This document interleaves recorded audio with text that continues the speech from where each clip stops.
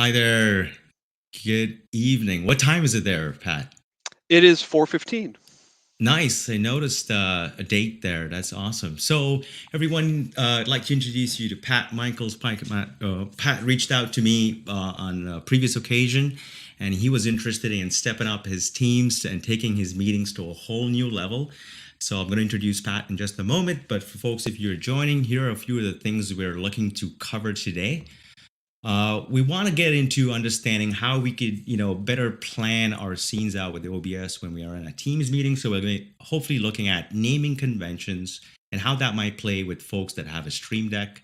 We're also going to be looking at scene collections and understanding the purpose and the best way to go about planning scene collections. We're going to look at streaming from Microsoft Teams. And ambitiously, we're going to look at adding audio and video in there. And if we get to it, definitely look at chroma key and the use of a whiteboard so that we can overlay ourselves on that. So that's what we're planned for today. Hopefully, we can get through all these things. We're planning to Just be a here for small about list. small list, 45 minutes. If you have a question, do drop a comment in there. Michelle Booman, thank you. I gotta give a shout out to Michelle. It's because of him I am here, and I'm inspired by him and all the work he brings to Microsoft. So thank you for encouraging me at work to continue doing this. Thank you. So yeah, let's get started right into it. Right. So before we get there, why don't you just tell us a little bit about yourself and what you do for a living, and again, where you're coming from as well? All right. As you saw, my name's Pat Michaels. I'm actually the director of business development. I'll put that in quotation marks. We're a small family business. Microsoft is I almost say the operating system that our software works within. So we actually help people build training materials easier, quicker, make them more memorable. And so I do lots of video demonstrations showing how to do software and then trainings. And so over the pandemic, we've really tied into Microsoft Teams. And so I want to just be able to make it easier for me to do demonstrations, make them more memorable, but even working with our existing clients, how they can start making the trainings that they're building better. And when I saw what you and Michelle were doing, that I was blown away and I had to learn more. So, I jumped in the deep end and now I'm kind of lost. Well, we're glad you sparked up. We're glad you got you thinking differently because, of course, what we're doing is trying to increase that engagement. We're trying to bring people a bit more immersive in our meetings because it's not the same feeling like it was before, right? It's not. Has much of your training pivoted to be remote as well, or do you still continue to provide that We were service? mostly remote anyways, Hmm. but all our client base is going to remote. And in my opinion, it's only going to get harder because in the past, everyone was in the office and you did your training there. And then we switched and everyone was everyone was at home and you train there. We're soon going to be in a place where some people are in the office, some people are at home, some people are doing other things. So now you're going to have to manage two environments at a regular basis. So I think the more we as a group, as a whole, especially in training, can get in front of how can we take advantage of the technologies that are out there to build training and to make our sales, our points or make it easier through an environment. And to me, this OBS just seems the best way because you Gotcha. can really Yeah. script it out. Now, OBS is going to be one of the next level ways. But before we can even use OBS, I must share that Microsoft released some cool announcements that you might have seen. It's where you could use PowerPoint, and the built in features that are coming from Teams will allow you use Microsoft Teams meetings where you can overlay yourself over PowerPoint. So Correct. Yep. that's going to be a great alternative for folks that are maybe not in your type of role. They may be just providing information differently, and that's going to work for a majority of the people in the world. So that's a Oh, great feature absolutely. coming. Yep. But if you're going to take this to that next level where where we had, who was that, Michelle was driving a car, we had Bernie in there, you want to be flying and you want that reaction, you want that engagement, then I do believe perhaps doing a little bit more with PowerPoint and or with OBS in combination could elevate you to that next level. So Right. you had some great questions. So we're building upon what was streamed with Michelle before, which was the one-on-one session on how to get started to do that. And it looks like you've taken a few steps here today. Let folks see a few. Could you explain us? Are you doing some OBS right now? I am actually on OBS right now. I have, I'm going to say I'm not doing it so hot. I followed your instructions before about getting into the scene collections, and I imported in the Teams Like a Boss collection. I then, after making a mistake, decided to re-import it, and I just saved it off as a different name. So I had two collections, so I could always go back to yours originally to Gotcha. to make up for it. Um, and so, I've set up my cameras, and I really like the way you set up your scenes and your sources to the left, because it does make sense, especially when you're used to the Teams environments.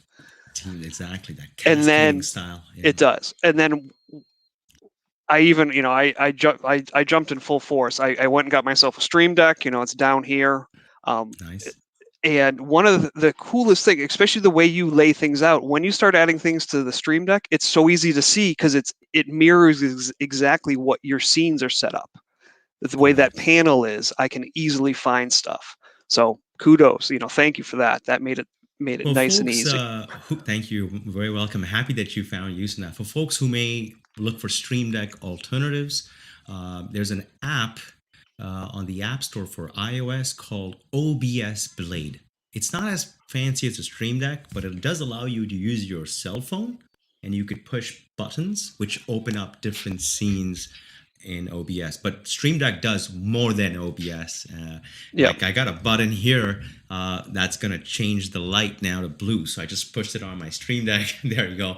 The light just changes. And so the integration with Stream Deck is a commodity by itself. It can control so many things apart from OBS. So good that you got that. Can I ask? Did you look at when you was just not, because I have a few friends who may be watching and they were deciding on a Stream Deck. Did you know which one to go with? The 6, the 15, or the 32? How did you decide which one would work for you to do? So I had decided I needed the 32, right? Go big or go home. Okay. But then there's also a thing called, there about supply and demand, right? There was no Okay. supply of the 32s, so I went with the original. I have the 15 because that was there. So I Mm-hmm. figured it was better to get going, and I could always add another one in if need be. Mm-hmm.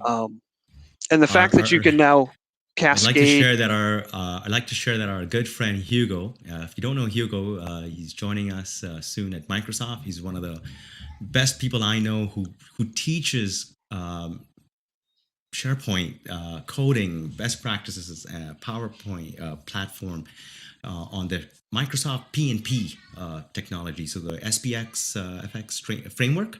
Yep. That's Hugo, and he's a good guy. So he's saying you're about to cost him quite a bit of money here. So that's great. Someone's asking, what kind of PC are you running right now, OBS or laptop right now for So yourself? I'm running I have a Dell. It's a Dell tower. But unfortunately, I don't know the spec. I know it's got the Intel 990, I think, in there.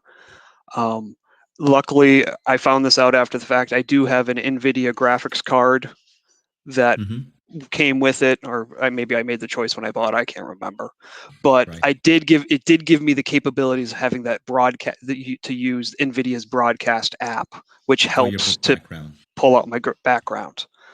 Nice. Nice. Now, that being said, I still have a green screen Yeah. behind me Yeah, you because I do. found Okay. it works better. It's even the background removal is really well. It does really well. It does a lot better with a green screen behind you. I agree. I've looked at AI background removal. Microsoft Teams has background removal. Yep. It uses AI, right? I've looked at NVIDIA, which uses some GPU cycles, and I've also looked at the physical green screen. And I'll say, with good lighting, you cannot beat the physical green screen. Like Mm-hmm. that's how movies are made. They literally paint themselves green at that point. But Yep. good point. Good lighting. And can I ask, which type of green screen did you go with? Did you just get paper or look at some Elgato stuff or? I went with the Elgato, And Okay. that was more the fact, so I'm in working from home, you know, Mm-hmm. my wife, my kids, all those things. My wife doesn't want to look at a green screen all the Yeah. time. So I got the one that would drop down into the floor case, almost like you're at a trade show and you could pull up your screen and put it down when you needed to. So at least when I'm done for the day, I can drop it down and she doesn't really have to look at much of it. She just has a small case. Awesome. So, That's great. I haven't yet done it because I will tell you, I'm struggling with a whiteboard. If I get this green screen, they're gonna start drawing all over that green yep, screen, and then it won't last too long for me. So let's get into some learning. Are you interested in answering or tackling some of the issues that you've been plagued with since you first saw us do this? sure, absolutely. That would be great. So let's just go back to those topics here. So I've got naming conventions. Let's talk about naming conventions for a second. So because you teach SharePoint, you probably are well versed in taxonomy, information architecture. You like to name things well. I would think you would be that person. So it's good because most people, when I see them use OBS for the first time, without that practice of the left brain, I would call it, right? OBS is a little bit more right. They, want a way to quickly look at their application, quickly find something, develop some muscle memories that quickly find you. So there's a couple of things I realized with OBS that's not so great. Example, did you notice that your scene collection is actually not you can't sort it. You can't there's no filters for it. It's just what you see is what you get. Your only option is to drag and drop scenes above and below each other. Yep, So that's my first problem. Second problem I realize is when you add scenes to scenes, the display of what appears also changes. So depending on how you name things, it becomes harder to quickly find a scene or four that you're going to be nesting in that. So for that reason, I went back to, I'd say, to the past, and I said, you can't beat binary, can you? So the numbers come up before the alphabets, and so I said, you know what? Let me come up with a naming convention. So for me, it was as simple as let me prefix a number. The number is the fastest way for me personally to find something. So I've gone with double digits because we all know 0, 1, 10, 2, right? So, so I had to, double digit that zero. What I decided in my head from zeros to 99 is zeros will be my sources, the ones that I will use to build with scenes. Ones will all be my overlays. And from two onwards, I build a scenes for something specific. So I'm looking at now two suffixes. First the number, then after that, I have a hyphenation and I use another thing to describe what is it that we're doing. So if is it work, is it meeting, is it screen sharing, is it a demo, is it something new? So I put that after that, and then after that, you can start to number or name them as you wish. And that helps me understand that even I'm going to go to Stream Deck later, when you map the scenes, it's right below it. It's right below the other one, right? So it's yep, faster to produce or faster to create. So simply said, I would say use a naming convention that's going to work for you. Here's what's not going to work for you. Just randomly putting names, naming two scenes all with S's, and everything is an S, and then you're like, what the hell is that? So group them by the digit or by the prefix, and that's going to be one way for you. If you're managing this for multiple clients like you do, I would advocate that you look at the next topic that you said is how can I use scene collections in this, right? So I would say duplicate your scene collection. I would actually, let me slow down a little bit. I would think as in someone in your position, you're probably creating templates in Word, templates in PowerPoint, just to speed up the creation of decks so that you have your elements there, right? yep, Or you, yeah. exactly. So what I would think is let's take a step back and create a master scene collection, right? And this one just contains all the sources, all the cameras you have, and everything that you will most likely use in other future scene collections. Then step two will be duplicate that. Now you got an instance of the original one and build and add in more. And the only reason I would advocate that you look at using multiple scene collections is so that you don't get overwhelmed like with me having 77 to 70, 90 scenes in one Right. scene collection. Now, people ask, does that take a lot of memory? If actually it doesn't, it's only like 4 megabytes. I think the one I had people download, or the one you tried, I think it was less than 500K or something. It's a JSON format that just shows positions and dimensions. So talk about scene collections. I'd say I find that with the Stream Deck, if I push a button right now to switch into another scene collection, it's about a 5 second delay before OBS switches it and then picks the scene collection. And it depends how big that collection is. And so I personally don't want to mix the buttons to jump between scene collections. I personally event and or live stream is done. And then if I have to switch into that, I'm consciously switching before the meeting. I'm in there. It's got exactly what I need. I'm focused. I don't want to distract. We're not going to jump in a plane in a car. We're going to do that. Right. Right. So right now I have adopted 2 scene collections. Actually, I've got 3 now, and I'll share. So if everyone's watching, I'll put this up. I got to read these comments here, jokes. Let's put them up there. This is Michelle's funny. I bet you will buy a bigger Stream Deck within the next 12 months. So Jason recently bought one. He shared a nice picture of the buttons, and he was thinking about getting this for a while. So he tried the Lorian board, Touch Portal, and other solutions, right? And I told him there's something about the Stream Deck that the analog and the button push, you can't beat it. Like, for some reason, it's so simple, but I don't know why it's so expensive. But I think it's because of the simplicity of it. So he bought a 6 key, and immediately after like 5 minutes or 10, he felt the pain. So if you're not using all your 32 keys, I know a person who would take some from you. So let's go back to that scene collection topic. So I would advocate that you perhaps have a scene collection for every day, and then you have one for clients.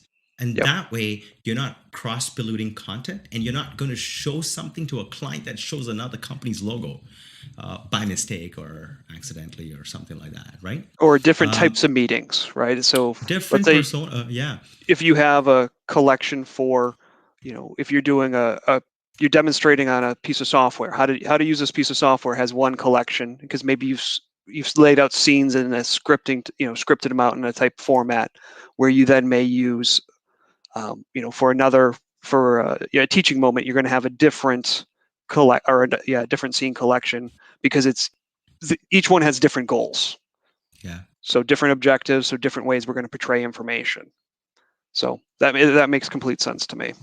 So David Warner, who's a consultant who's out in California. Thanks for the comment, David. So he kind of says that if you're traveling, that laptop or the NVIDIA graphics card, you could take your Stream Deck on the road. Right? Yeah. Think about that. You take it on the road, you do this event, they have a projector, and you're like, what the hell's going on? It looks better on the projector than in real life. So imagine that.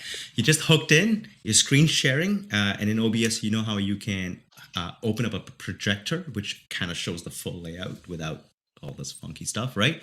So that's one way you could actually perhaps change that. So we got about 30 minutes left. So we got some learning to do. So I understand you have OBS running right now. You got your overlays there, and we want to try a few things. So first, let me ask, before we get into that, is that kind of good enough for now on how to approach naming conventions? Use some hyphenation, use some numbers. Prefixing is where you're at. Second part is scene collections. Like if you create one mega one, then from a Stream Deck perspective, it's easy for one Stream Deck to do that. But mind you, it just gets hard to work with OBS after that, finding and scrolling up and down. Yep. That makes sense. I'm gonna stop about. I'll pass on streaming from Teams, but I will get into the last one, which is the most fun one, and then we'll get into the other ones, which are a little bit more technical in talk and a little bit more technical in setup as well. So let's talk about the chroma key, because I know you have a green screen and so forth. Yep. All right. You do. So before you begin, I know you have OBS running. Do you have the Microsoft Whiteboard application on your PC? I do, and I have it open. I came prepared today. Awesome. Now that you have it open, what I would like you to do is if you click the top right corner, it will allow you to change I believe, the canvas background or format background. You want to select green. The top right button in Microsoft Whiteboard. Yes, just next to your photo, there's the hamburger menu. If there's a Yep. developer can tell me what the hell this is called, it's a hamburger. Uh, so that's a really nice travel thing. Nice. Yeah. So click on that, and then you'll see format background. Let me know if you see Okay. that, Pat. I do. Okay. And then you want to select the green. All Okay. right. So Let that's me the guess. first trick. That's the first trick that people do to accomplishing this. So I'm gonna just get Pat to show his desktop here. Let's see if we can see that. So as you can see, so Pat sharing one of his 25 monitors. Yeah, forget I how many. wish. I've realized I need a third. I You have need a two, third. and I need a third one for, so I can see what I'm doing, work on something, and then see what's happening on Teams. Oh, jokes. Thank you for that. I'm going to show you how you can make your voice smooth. Just for the record, my voice is running through like a bunch of effects. I don't always sound like this. My kids and my wife will tell you that. But I'll talk a little bit more about how that sounds changes and how you could also do this inside Teams. All right, so let me just bring this back here. Okay. Now that you've selected, that's blue. Let's go to green for a second. So we've got green. All right. So which one? I'm colorblind. So I'm gonna say cell B2. Is B2. that B2? All right. All right, Okay. there's good Thank old you, gray. Excel. Yep. Okay. Minimize the app for now. Okay. All right. So we're gonna create a brand new scene in here. All right. Sure. As you can see, it looks like you have a 1080p display. How big is this display? 24 inches, I think. Okay, let me just try this out. Hopefully our mics won't get muted. I want to get your display in full screen so the live streamers could see this correctly. All right, I can hear you. Can you hear me? Okay, sounds good. Hey, good stuff. Thank you, live stream. Okay, folks, as you can see on his left-hand side, he's reorganized his layout of OBS. So if your layout does not look like this, you can drag and drop these elements to position them like teams, cascading left to right. He's also done dividers, which help him kind of group his scenes together, not a physical group, but just like an eye aesthetic grouping. We're going to create a brand new scene, so go ahead, click that plus button at the top, the bottom. We're not going to use any naming conventions because if you're like me, we'll spend a day on naming conventions. So for now, just say green screen whiteboard, right? And I'll let you do this later and revamp that. Perfect. Click OK. So as we create a brand new scene, there are no objects, just like in PowerPoint, new slide, no objects. So what we want to do first is capture the whiteboard, and then we're going to add a chroma key on it. So how do we capture an application? So we do that in the sources by clicking that plus symbol at the bottom. Then we want to hover under the display capture. If it's too small for you guys, if you have OBS up and around, you can try this live. Go ahead, click that. Hamburger. Thank you, Michelle. All right, what you want to do and what I do is I typically name the source the name of the application for reuse. So call it MS Whiteboard or call it Whiteboard, however you'd like. It's going to be that for us. Now, when you're done, sorry, did I have you click display capture? You did have me to click display capture. All right, folks, even I make mistakes, and actually that's how I learned the best, by making 100 mistakes and getting it once right. I would invite you to cancel this and click window, which is actually at the bottom. So window capture. There we go. So back out of that if you guys were in there. We're looking at a window. Go ahead, name this MS Whiteboard or however you'd like to call it. Click OK. What's happening now is you'll get a drop down of everything that is running in your system, which is the first drop down underneath that picture. Can you drop that down? Okay, so what folks might not see, but like he's got a few applications open. If you don't see Whiteboard, do you or do you not see Whiteboard? I do. I believe I think it's that one. Okay, so the reason OBS is not showing it is because Whiteboard is what I would call minimized. Can you simultaneously open up Whiteboard, move this to another screen for us? Perfect, so people can see that. Click OK for me, and I'm going to show you how to get this to Control F on your keyboard, and that's a quick fit to frame. Wish that worked in Microsoft Teams that way. Maybe Michelle knows the maybe, so it's a little bit blurry for folks, but that's okay because that his resolution is high. So for now, thanks. Maybe next time we'll improve on screen sharing. So now that you've got this here, you basically created a scene of a whiteboard. How do you put the contents on top of you? So I'm going to show you what we're going to do next. I want you to click plus one more time at the bottom, and this time I'm going to get you to create a group. So click plus and click group. It's the bottom one. I want to call this group. My naming convention for groups is to leave the word group and then hyphenate it and then go whiteboard. That's my convention for groups. And the reason I do that is because if I name this differently, OBS likes names to be unique, so it can't call it whiteboard as a group. Perfect. So the live stream thing might be blocking your view, but what I want you to do, if you can, is right click it and then give me filters, which is at the second last at the bottom. Perfect. Once you click that, it pops up, and I want you to click that plus button at the bottom, and the filter you're going to add is called chroma key.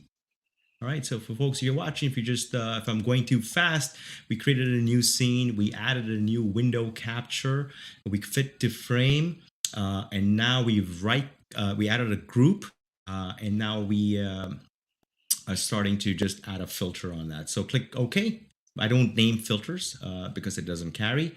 And the box behind you should show green. I think that's the. Yep. Does it say green? It says green. Perfect. Okay, so the green it's expecting is a bit more lime. So to fine tune this, if you drop it down, it says custom. That's the last custom. option. Yep. Then you want to select the color. Now we're going to do some photoshopping. You can actually pick a color, which is underneath the palette. It says pick screen color. Okay. Perfect. You move your mouse to the whiteboard behind you and click it. Yeah, you got it there. Right here. Okay. Yeah, right there. Perfect. So now click OK. So now that is going to be green screen and be removed in a second. So click close, and we've done this on the group. Now I want you to click, hold, and drag the whiteboard source over the group. Right, click, hold, over the group. Perfect. So everything went black on that screen. Now I want you to add a new scene, source, or however. I want you to add your camera, the one you were using today. So can you click plus, and I'll let you choose how you want to add your camera, whether you want to add it through a scene or whether you want to add it through directly. All right, so let's say we use this one. Okay, so it's the topmost object. What we want to do is drag it to the bottom. Now, when you do that, we want to make sure that you're not in the group, so you'll notice the indenting change on you. Perfect. Yep. I want you to go to the whiteboard, and I want you to start drawing in a color like black or something different. And we're going to see if that's actually going to come over then, because what's happening now is the layer on top of you is this, oops, Control F is the... That was, yeah, I got my... cursor got all over the place. All right, let's see. Why is this not drawing today? Select the brush from the bottom. Pick a color. Yeah. Okay, so I am drawing on my whiteboard now. Okay, so let me just take a look. So I believe either our filter is not working. So let's turn off the filter and fine tune it. So right click the group, right? Click on filters, all right? And you see the similarity, which is the first slider in the chroma key. Yep. I want you to slide that all the way down to 0. Then I want you to take, then I want you to take the one just below that, which says smoothness, and take it all the way down to 0. So the trick with similarity and smoothness, if you want to make it look really crisp, you play with them in ones and twos. But now you could see behind you. If you want to just move the filter so folks can see that the whiteboard is all over your face, Yep. So how can you make it smoother? Increase similarity. Going too much disappears the whiteboard. So yeah, keep going. And folks might not see this on the live stream, but on his end, he could see the edges in his camera just get smoother. Yep. And the next one is smoothness. Smoothness is the outer edges bleeding and fading into the picture. So if you start increasing that, feel free to use a full slider, and then you can use numbers later. So that way you get the experience of maximum slide, minimum slide. You get that. For the color spill, I prefer 0. A color spill takes the whiteboard color and spills it on your photo. So I typically like to go 0, and if I want some spill, I add that. So click OK and click close. All right, now how can you Teams like a boss with a Stream Deck? What you're going to do for me on your Stream Deck is you're going to find a button that's free. You're going to drag an OBS. It's going to be called OBS Source. Let me just take a look at here. It's called Source. So look at your Stream Deck. For folks who don't know what a Stream Deck is, again, it's a system that allows to integrate with everything. He's got it right there. Yeah, let's bring that in there. Yeah. I want you to drag Source, which is the last one. Perfect. And I want you to drop it in there. So how can you Teams like a boss and turn on and off this this whiteboard? He's going to select in there the collection he's in. So if you're not already there, it should be selected. If that's your scene collection. And then below that is going to be the sources. So you're looking for a source called Group Whiteboard. Just see if you can find it. All right. So I'm not getting anything under source. I can choose cameras. So go to cameras. Yeah. So select this last scene called green screen. And now that you've selected that scene, all sources will appear underneath it. You got it? Okay. I got it. Okay. Push the button on Elgato. Yeah. All right. And watch so it turn let's on get and this. off. Yeah.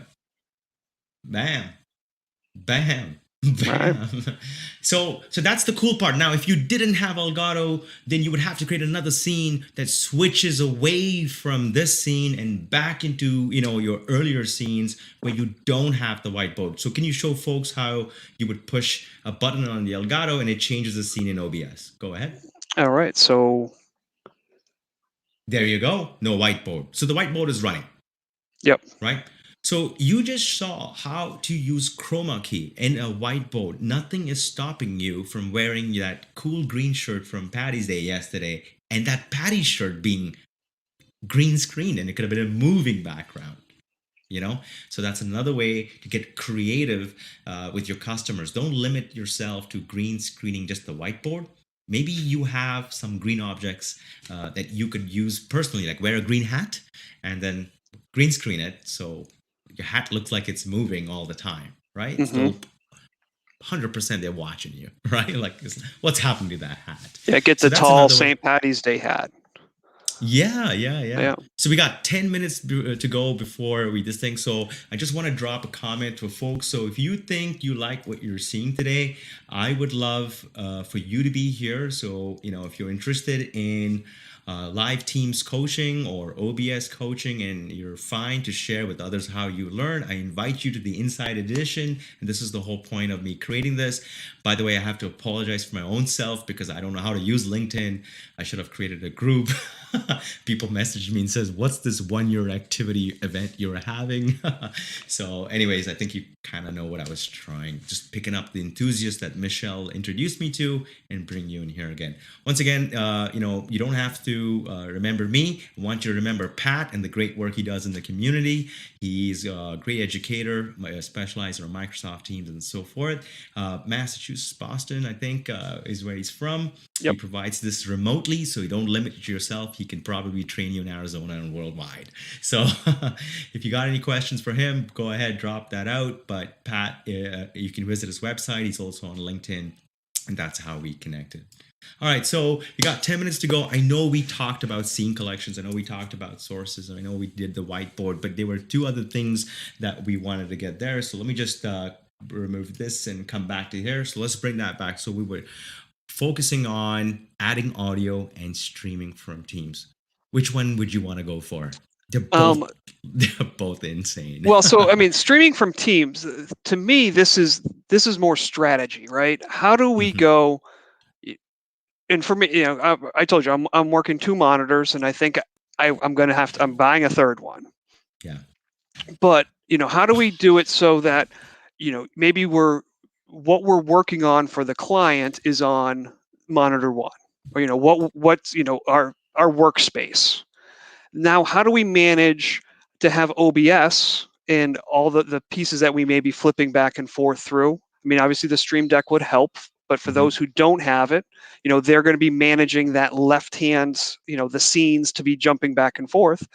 But then Hmm. you also have to have open, whether you're in Teams, whether you're in GoToMeeting, whether you're in Zoom or StreamYard, whatever it is. How do you manage the questions, launch the polls, all those type of things? Hmm.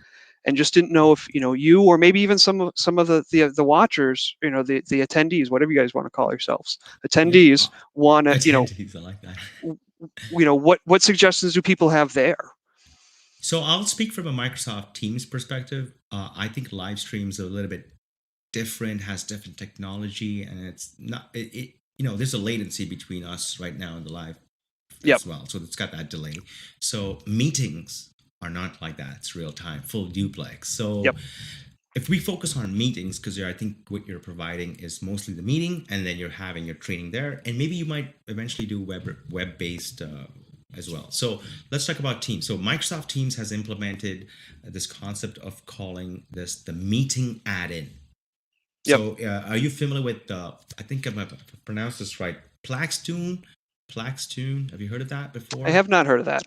Okay, if I'm saying this wrong, guys, someone just drop a comment. But there's a system called Plaxtune, all right? Have you heard of Slidio or Slidio?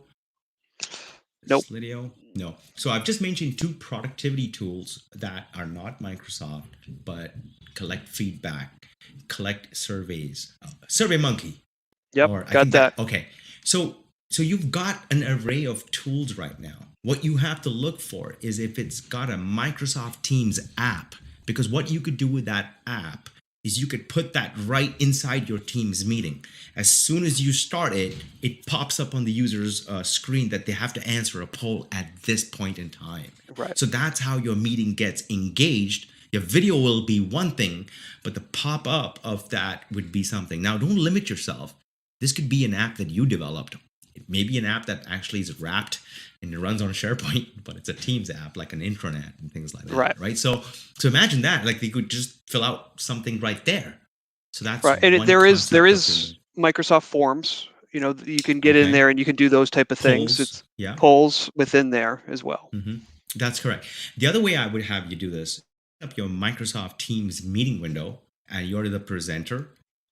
Have the chat open too, Hmm. so that the way I do it is I look at the video spotlight if I'm presenting, so I know what I might look like without having to look at OBS or something else. And at the same time, my eyes quickly look at the chat, and as soon as they say something, and I'm Claxtune. Thanks for mentioning that. So for folks, it's Clax soon. Okay. I got to learn a little bit more about this stuff, but I heard it's really good. I've experienced it as a Microsoft employee. It was used on me and it drew nice word clouds, gave nice statistics, and was really engaging when that happened in the Teams meeting. So think about this, and what I'm saying, guys, is when you book your Microsoft Teams meeting, go into the chat of your meeting. You can go that ahead of time. There's a plus button there. And if you click plus, that's where you add that form, poll, third party app. And that's how I would bring that engagement in. So now what's happening? Your eyes should be just looking at the multi window in Teams, right, Pat? Yep. You're looking at yourself in Spotlight. 2, you got the meeting app open and the chat. So from their perspective, they also see the 3 things you see. And they can control whether they want to see this app or not see this app, see the chat or not see this chat. But as a presenter, you need to see all 3 to be immersed into what they're saying. Right. I haven't figured this out. Working with Hugo on this. I'm trying to make the chat appear in my video as well. So as people start chatting in Teams, the ding, ding, ding, dings that come up. I'm trying to actually display that, but I'm having trouble because the process keeps changing on me. So it was hard to do a window capture for that. You know how when you're not using your desktop and somebody messages you, a banner pops up in purple bottom Yep. right? I'm talking about that, like just overlaying on the side here. So you could see the last 10 chat messages in the meeting because I get disconnected from the chat just like you. Mm-hmm. So hopefully I'm answering this question by saying a little bit less OBS there and a little bit more Teams, and use the built-in add-ins and the built-in chat without trying to bring that chat into OBS, because you can do it, but the learning curve I'm going to say is we're going to need API access to Teams. We're going to need to know the meeting you've booked in advance. And it's possible to do everything you just said. Then we'll have to create a graph call to it. Then we fetch the data, and then we can display it in whatever format we want. Right. Yeah, we could do that. I think by the end of this live stream, Hugo would probably finish it. But let's see. But I love what you're saying, because he talks to me about the same concept about, imagine you and your customer filling out your registration form together. Yep. Versus I'm on the phone. Yep. Can you spell that? P for Peter or P for Pat, A for Alpha. If you only knew the next 10 fields, we'd all just advance this call. Right. But we're still doing that so I like what you're saying. How can I bring either information data that they would input, or how can I bring content that they would see outside of it being PowerPoint, but like this is system data? Could be an SAP, could it be success factors, etc., etc., etc. So hopefully that kind of gives you where I'm going with this. So I'm just focusing on OBS to either just share my screen really fast, move to the left, move to the right, and all that stuff, bring up a whiteboard. But beyond that, I would say if I'm trying to do application integration, I would just look at what's already available and what's used and what's user friendly. And Teams is a platform, so you could just stick on top of that. Perfect. Right? That's great. So let's look at the last one, is adding audio and video. So this one's a little bit complicated. I have a whiteboard to share. So this is going to be a little bit scary, but let's see if this makes sense. I sent it to Hugo. I'm not sure. Everyone says, like, I think this is a whole different way to look at this. So I'm just going to bring this up in a second here for everyone to see. All right. Share screen, application window, Microsoft Whiteboard. So we're just taking over a screen sharing here. So I'm going to show folks how that is. I'm going to, same thing like you, we've got a whiteboard up. I'm going to just see for folks what would be better. So that looks nice and big. All right, so before, let's talk about before. So everyone has this right now. Inside Microsoft Teams, you have selected your speaker and you've selected your microphone. You don't need to think too hard about this because you're literally looking for your speaker name and you're literally looking for your microphone name, right? Yep. So that's simple enough. If you want now to add in sound, it would be nice if there was something coming here that says system sound. So because it's not possible to do it this way, there are two solutions that I'm aware of. Elgato makes a wave mic, which comes with a mixer. But if you don't want that and you want some free stuff, I will show you the next one, which is called Voice Meter. So I'm going to take a small, I'm not going to take too long explaining this because I think it deserves its own day. But let me show you very simply. The microphone is no longer plugged into Teams. The microphone is plugged into a mixer called Voice Meter Banana. And that allows me to add various audio sources. So 1, 2, and 3 are sources in my computer. One could be a microphone, or one could be, like the system audio. It's really what you wanted. You see that purple arrow there? So that purple arrow is coming from a virtual input. So I'm actually putting Spotify and I'm sending all my outputs to this virtual output. So as you can see here, my speakers in my computer are virtual inputs and virtual outputs. If you're a Mac user, you know this better as an aggregate device. An aggregate device combines 2 or more devices together to become one device. And that's how Macs do it. But Windows users would have to resort to looking at an audio mixer, it could be physical, but if you went for something like this, and the concept is I plug my microphone in here, and then it creates a virtual out, and it sends it to Voicemeeter. Thank you, Michelle. I really love your support, and thanks for watching tonight. And so that's what happened in the end. My speaker has now become Voicemeeter, and my microphone is Voicemeeter. So whatever is going into the mixer is what's being heard, and whatever I'm speaking is being sent out to Teams. Now I know I didn't do this justice. Like I said, probably deserves its own field day, but hopefully just kind of gives you a little bit step into where I'm going with this. And I invite you back, Michael. Sorry, Pat, if you would love to just try this again and get this going. But I would say plan for no meetings for the next 48 hours, just in case you have to jump on a call and you're fighting. You're like, Denzel screwed me up here. I can't get my mic. I can't get my thing going. Worst case, just go to the, in my meetings, I'll just go to the phones. I'm going to dig into this tonight. So Voicemeeter comes in 3 flavors. There is the basic version, the one version just a bit higher, and the big. They don't actually name them like we would, like small, medium, large. They call them bananas and potatoes. Apparently, I'm using a potato, which is the one in the middle. But even if you use the basic one, that's good. The reason I went banana is I wanted a separate for 2 mics so that I could use voice mod and change my voice with doing something like this, sounds sweet.